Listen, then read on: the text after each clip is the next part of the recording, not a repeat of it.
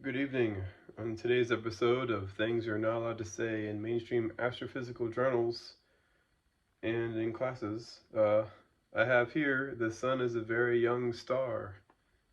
Calculations are done to determine the age of the Sun using data collected by the Genesis spacecraft, and interpretation is accomplished with the general theory of stellar metamorphosis. I have calculated the Sun as being between 5.8 and 13.13 million years old. This means it is nowhere near the proposed 4.5 billion years accepted and taught by the mainstream. That's a doozy. Basically, I have the Sun being very, very young as opposed to the Earth because of its DH ratios, which is deuterium over hydrogen. So if you have deuterium in the raw data, the BG correlated data, and the SRIM profile in that paper that I have quoted here, here's the calculations if you want to pause that real quick so you can see where I got that number from. I did this paper a while ago, so it's I'm a bit rusty. Of course, there's a linear correlation, so the higher the lower the DH ratio, the older the star. So there's the other objects right there, the other representative samples. And here's a line of best fit with angular momentum. So the line of best fit is in the red. So you have Alcyone up here. I couldn't figure out where exactly, but that has a lot of angular momentum. It's very, very young. That's the hottest, brightest star apparently in the Pleiades cluster. Hello, Celeste. Hopefully we'll point that out together using the telescope soon. That's a blue giant, has lots of axial angular momentum. It's very young, between 50 and 100,000 years old. It's not 100 million years old. I don't know what the astronomers are talking about.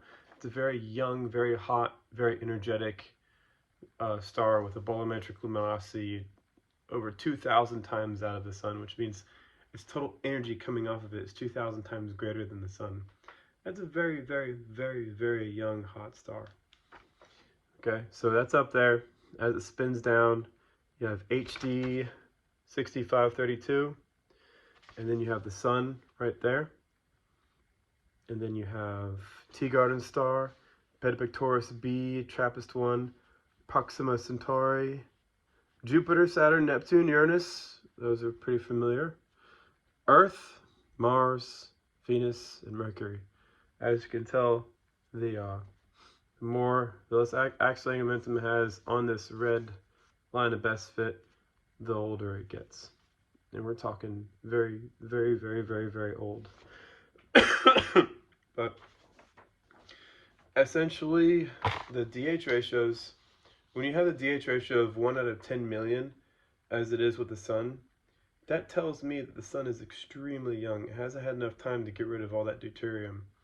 So when the Genesis spacecraft was collecting that solar wind, they were like, well, why is the sun's DH ratios not matching the Earth's VSMOW, the Vienna Standard Mean Ocean Water DH ratios? What that was telling them was the sun is not related to the Earth.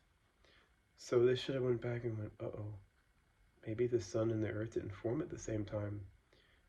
Maybe the nebula hypothesis is false. Maybe we're looking at stars in various stages of their evolution, the Earth being far, far, far older than the sun. But I don't see that.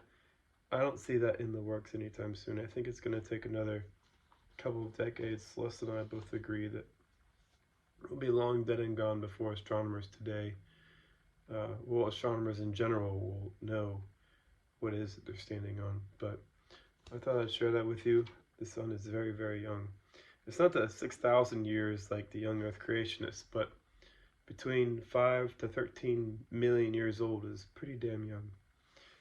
Think about that next time you go outside and you feel its heat.